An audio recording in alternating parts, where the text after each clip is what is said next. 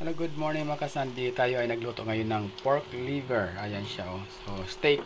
Yung ginawa natin dyan. Nakaloper lang po tayo mga kaibigan. So, ang ginawa ko po dito ay bali, minarinate ko siya ng 1 hour sa soy sauce, kalamansi.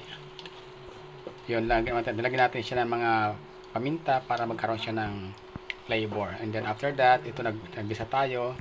So, after that ay atin siyang pinirito muna bahagya itong ating liver. Pagkatapos ng iprito ng bahagya ng mga 2 minutes yung bawat part niyan, bawat side ay naggisa tayo ng yung pinagabaran natin ng ating binisa at after nyo naglagay tayo ng kaunting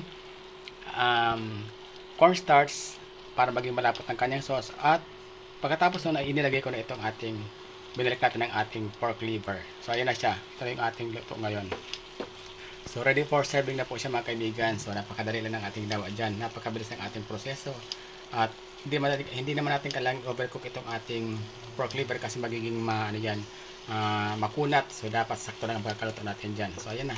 Pwede na siya para ating siyang ilagay sa ating hapagkainan. So shortcut lang tayo mga kapatid. Tara na sa ating hapagkainan.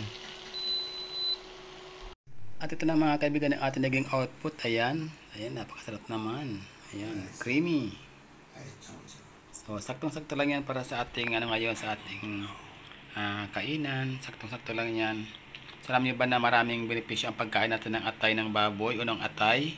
Kasi ito ay maganda ito para dun sa mga medyo mababa ang ating dugo. So, pwede po yan para maging aid natin para pataasin muli ang ating mga dugo para dun sa may mga anemic. Ayan. So, ito po gawin nating solusyon. Napakadali lang po yan. Pwede natin po siyang ihawin or pwede natin siyang iluto para magkaroon siya ng mas malasa na masarap kainin. So yung mga kaibigan, so hanggang dito lang muna tayo mga kapatid. Salamat at sa patuloy ninyong pagsubaybay sa akin mga vlogs. Hanggang sa muli, ito pa ang inyong host sa NetTVPS. Hanggang sa muli, see you again on my next vlog.